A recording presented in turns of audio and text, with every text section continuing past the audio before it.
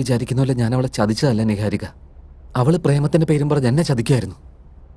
നീ തന്നെ പറ, ഞാൻ അവളെ ഉപേക്ഷിച്ചത് തെറ്റാണെന്നാണോ? തെറ്റൊന്നുമില്ല വേദ്. പക്ഷേ നീ അവളെ വിട്ടിട്ട് വന്നതിന് ശേഷം അവളെ എപ്പോഴെങ്കിലും നീ കാണാൻ ശ്രമിച്ചിട്ടുണ്ടോ? അവളെ കാണാൻ പോയിട്ട് അവളുടെ ഫോട്ടോസ് കാണുമ്പോഴത്തേന് എനിക്ക് അതുകൊണ്ട് എല്ലാ ഫോട്ടോസും ഞാൻ ഡിലീറ്റ് ചെയ്ത് കളഞ്ഞിരുന്നു. എൻ്റെ അച്ഛൻ ആവശ്യപ്പെട്ടതുകൊണ്ട് ഈ കല്യാണത്തിന് ഞാൻ സമ്മതിച്ചു തന്നെ. ആ ട്രോമയിൽ നിന്ന് എനിക്കൊന്ന് പുറത്തു വരണം തോന്നി, അതുകൊണ്ട് സമ്മതിച്ച. വേദ്, നീ എടുത്ത തീരുമാനം ശരിയാടാ. പക്ഷേ നീ വിട്ടുവന്നതിന് ശേഷം അവൾ എന്താ ചെയ്തെന്ന് വല്ല വിവരമുണ്ടോ? എന്നെ പറഞ്ഞ് പറ്റിച്ചവളെ പറ്റി ഞാൻ എന്താ അന്വേഷിക്കാനാ? അവളെ പറ്റി പറയുമ്പോഴത്തേന് എനിക്ക് ആകെ വട്ടുപിടിക്കുക. അവളിപ്പോ ഉള്ള സ്ഥലം അറിയോ നിനക്ക്? കറക്റ്റായിട്ട് അറിയില്ല നിഹാരിക. പക്ഷേ അവളെ ഡ്രോപ്പ് ചെയ്തിരുന്ന സ്ഥലത്ത് പോയി അന്വേഷിച്ചാൽ ചിലപ്പോൾ അറിയാൻ പറ്റും. ചിലപ്പോൾ അവിടെ ആർക്കും അറിയില്ലായിരിക്കും. അവളിപ്പോൾ ജീവനോടെ ഉണ്ടോ ഇല്ലയോ ഒന്നും എനിക്കറിയില്ല. ജീവനോടുണ്ടെങ്കിൽ പിന്നെ മറയത്ത് നിന്ന് എന്തിനാ ഈ നാടകമൊക്കെ കളിക്കുന്നേ? അവള് തീർച്ചയായും മരിച്ചു. അങ്ങനെ തോന്നുന്നില്ല നിഹാരിക. അവൾക്ക് വീണ്ടും എന്നെ വേണമെന്നുള്ള ചിന്ത കൊണ്ട് ഇതൊക്കെ ചെയ്യുന്നതെന്നാണ് എനിക്ക് തോന്നുന്നത്. പക്ഷെ അന്ന് ഗുരുജി നമ്മളോട് അവൾ മരിച്ചിട്ട് ആത്മാവായിട്ട് നിഹാരിയുടെ രൂപത്തിൽ വരുമെന്നല്ലേ പറഞ്ഞേ? അതാ എനിക്ക് മനസ്സിലാവാത്തത്. ഇതൊക്കെ എന്താ ഇങ്ങനെ സംഭവിക്കുന്നതെന്നൊന്നും. ഒരുപക്ഷെ ഗുരു പറഞ്ഞ പോലെ അവള് പെണ്ണാകാൻ ശ്രമിച്ചിരുന്നെങ്കിൽ? നീ എന്താ തമാശ പറയ? അവൾ എത്ര ശ്രമിച്ചാലും അവൾക്ക് പെണ്ണായി മാറാൻ പറ്റില്ല. അങ്ങനെ ചെറുതായി കാണല്ലേ വേദ്. പ്രണയം കൊണ്ട് എങ്ങനെ വേണമെങ്കിലും മാറാം. പെണ്ണല്ലാത്ത ആള് പെണ്ണാകാൻ ശ്രമിച്ചിട്ടുണ്ടെങ്കിൽ എന്തും ചെയ്യാൻ തയ്യാറാകില്ലെന്ന് എങ്ങനെ പറയാൻ പറ്റും? അത് തന്നെ എന്നെ കൺഫ്യൂസ്ഡ് ആക്കുന്നത്. നീ ഇതിനെക്കുറിച്ച് അധികം ഒന്നും ചിന്തിക്കേണ്ട വേദ്. ഞാൻ ഇതിനെക്കുറിച്ചൊക്കെ ഒന്ന് മനസ്സിലാക്കിയിട്ട് പറയാം. വേദ്, നീ ധൈര്യമായിട്ടിരിക്കെ. നിനക്ക് സപ്പോർട്ടായിട്ട് ഞാനുണ്ടടാ. ശരി, എനിക്കിപ്പോൾ സമയമായി. നിങ്ങളെ രണ്ടുപേരും ഞാൻ ഡ്രോപ്പ് ചെയ്ത് തരാം. വാ വാ.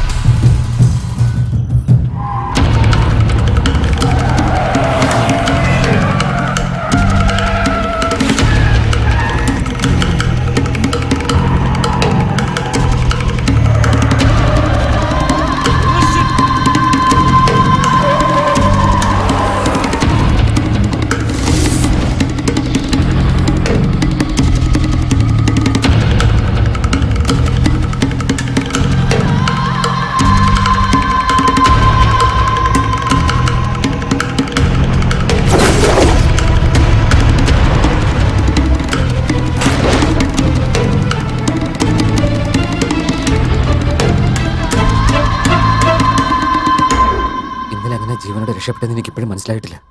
അതേപ്പറ്റി ഓർക്കുമ്പോൾ തന്നെ കുളിരുകോരു. നീ പറയുന്നത് കേൾക്കുമ്പോൾ ആ ഊർമിള കരാളി രൂപത്തിലായെന്നാണ് എനിക്ക് തോന്നുന്നത്. ഇനി മുതൽ നമ്മൾ വളരെ ശ്രദ്ധിക്കണം. ഞാൻ കാരണം നിഹാരിക്ക് പാപത്തിലായാലോ എന്ന് ഓർക്കുമ്പോഴാണ് എനിക്ക് വിഷമം. അങ്ങനെയൊന്നും സംഭവിക്കില്ല. ആദ്യം ഇതിനൊരു പരിഹാരം കാണാൻ നോക്ക്. പക്ഷേ അവൾ ഉണ്ടോ ഇല്ലയെന്ന് പോലും നമുക്ക് അറിയില്ലല്ലോ. ഇതെങ്ങനെയാ കണ്ടുപിടിക്കുക?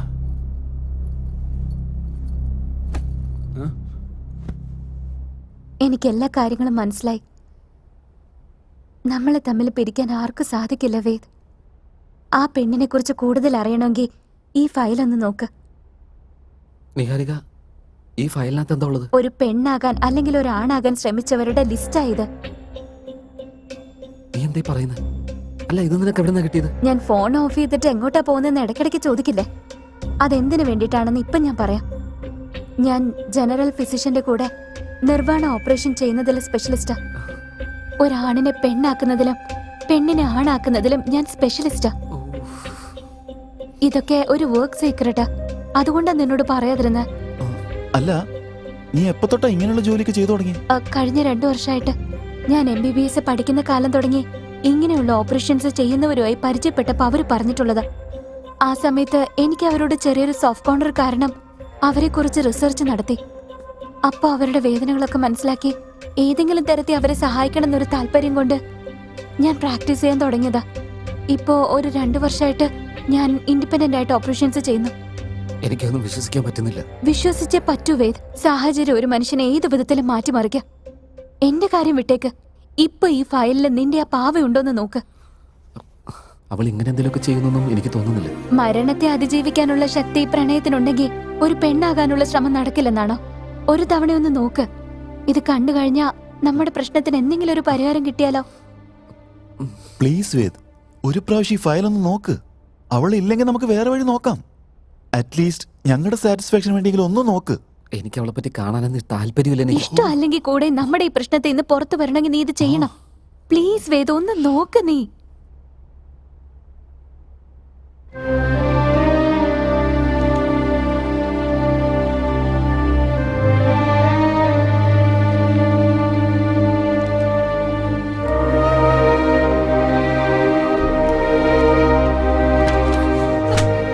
എന്തു പറ്റി വേദ്? എന്നെക്കൂടെ പറ്റില്ല നേഹ. എനിക്കൊട്ട് സഹിക്കാൻ പറ്റുന്നില്ല. പ്ലീസ് വേദ്.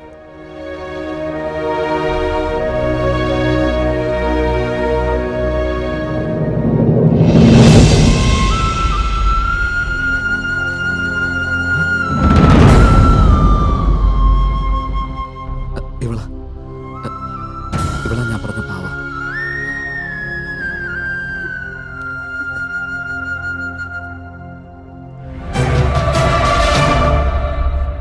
ഇവളോ? ഇവിടെ നിനക്കും അറിയോ? നന്നായിട്ടറിയാം. ഇവളെ മറക്കാൻ എന്നെ കൊണ്ട് പറ്റില്ല. ഡോക്ടർ, എനിക്കൊരു പെണ്ണായിട്ട് മാറണം. ഓപ്പറേഷൻ ചെയ്യാൻ പറ്റുമോ?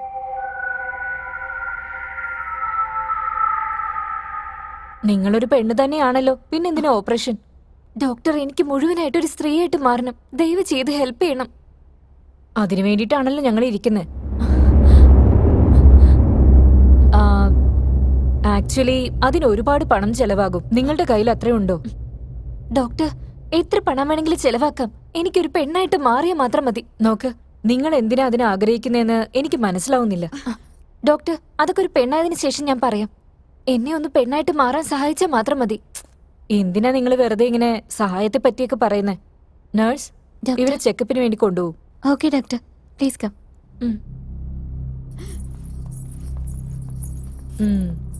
ഇവിടെ എങ്ങനെയൊക്കെ നോക്കിയിട്ടും ആണായിട്ട് മനസ്സിലാവുന്നില്ലല്ലോ.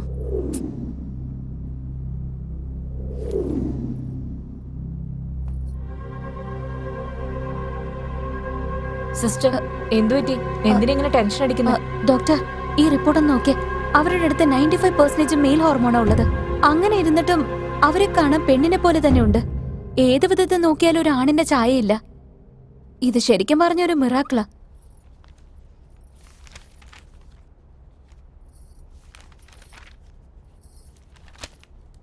ചിലപ്പോ ഇങ്ങനെ സംഭവിക്കാറുണ്ട്. ചാകാൻ പോകുന്ന കോഴിയാണെങ്കിൽ പോലും ചാവുന്നതിന് മുമ്പായിട്ട് തന്റെ ജീവൻ രക്ഷിക്കാൻ ശ്രമിക്കാറില്ലേ? അതുപോലെ ഇതും. ഇവളും എന്തിനൊക്കെ വേണ്ടി ശ്രമിക്കുന്നെന്ന് മാത്രം. ഇപ്പോ എന്താ ചെയ്യാ ഡോക്ടർ? അവരെ കൊണ്ട് പെണ്ണാകാൻ പറ്റില്ലെന്ന് പറയട്ടെ? നിനക്കെന്താ വല്ല വട്ടും പിടിച്ചോ? അവള് പെണ്ണായാലും ആണായാലും അതുകൊണ്ട് നമുക്ക് എന്താ കുഴപ്പം? നോക്ക്, നമുക്ക് വേണ്ടത് പണമാണ്. ഇവിടെ ഇരിക്കുന്നിടത്തോളം കാലം നന്നായിട്ട് സമ്പാദിച്ചിട്ട് രക്ഷപ്പെടണം. നോക്ക്, അവളെ ഓപ്പറേഷൻ ചെയ്യാന്ന് പറഞ്ഞിട്ട് നിഹാരികനെ വിളിപ്പിക്കും. പക്ഷെ അവള് കേസ് ഫയൽ നോക്കിയാലോ? ചെക്ക് ചെയ്തിട്ട് പോട്ടെ. ആണായിട്ട് മാറാൻ വേണ്ടിട്ടാന്ന് എഴുതിയാ മതി. നിഹാരിക ഒന്നിനെ പറ്റി ശ്രദ്ധിക്കുന്ന പെണ്ണൊന്നുമല്ല. അവള് വന്നിട്ട് കേസ് ഫയലിൽ എന്താണെന്ന് നോക്കി ഓപ്പറേഷൻ ചെയ്തിട്ട് പോവും. അത്രേ ഉള്ളൂ. നീ പോയി വിളിച്ചിട്ട് വാ. Okay doctor.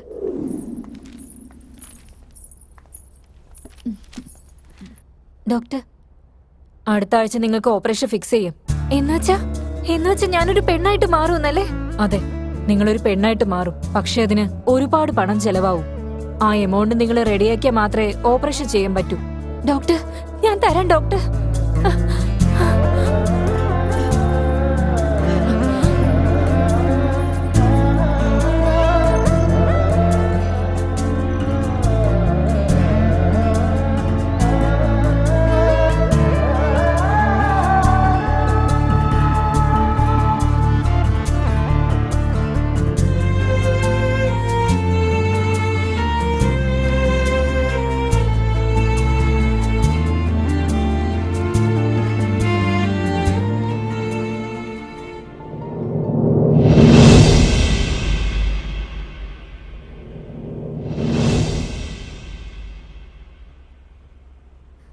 സിസ്റ്റർ, ഒരു മിനിറ്റ്.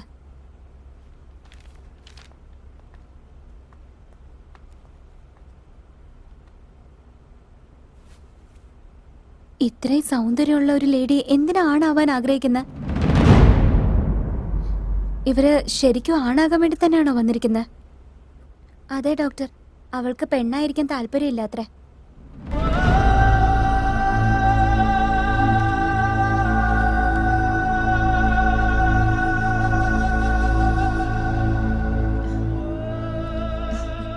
ഡോക്ടർ പേടിക്കണ്ട, എല്ലാം നിങ്ങൾ ആഗ്രഹിച്ച പോലെ തന്നെ നടക്കും.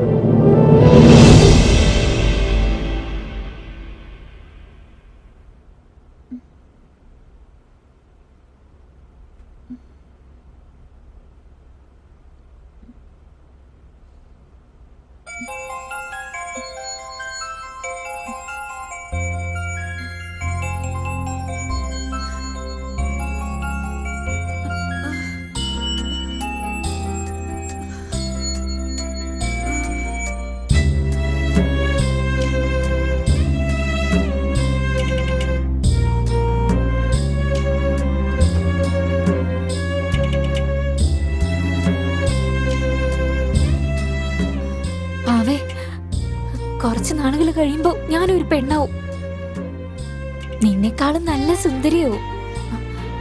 അപ്പോ നേരെ വേദിന്റെ അടുത്ത് പോയി എന്നെ കല്യാണം കഴിക്കാൻ പറയും. അപ്പൊ അവൻ തീർച്ചയായിട്ടും സമ്മതിക്കും. അതിനുശേഷം ഞാൻ ആഗ്രഹിച്ച പോലെ ഒരു നല്ല ഭാര്യയായിട്ട് അവന്റെ കൂടെ ജീവിക്കും. ഈ ലോകത്തിന്റെ കാഴ്ചപ്പാട് തന്നെ ഞാൻ മാറ്റിയിരിക്കും. ഇങ്ങനെയും ജീവിക്കാൻ പറ്റുമെന്ന് എല്ലാവരെയും കാണിച്ചു കൊടുക്കും.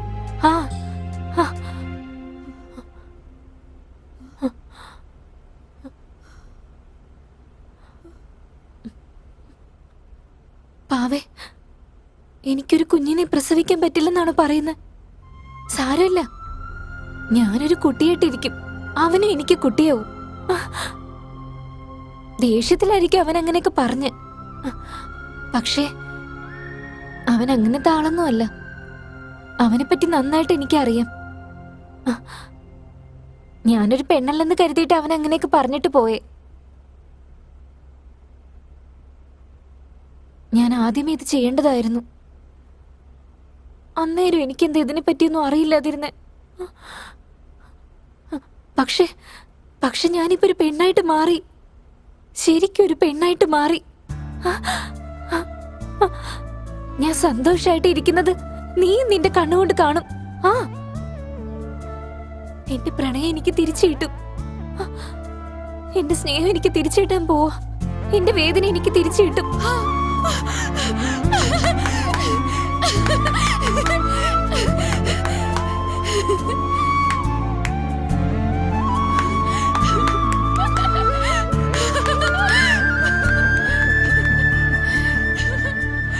സിസ്റ്റർ, ഇവർക്ക് എന്താ പറ്റിയ? എന്തിനാ ഇത്രയധികം സന്തോഷിക്കുന്ന?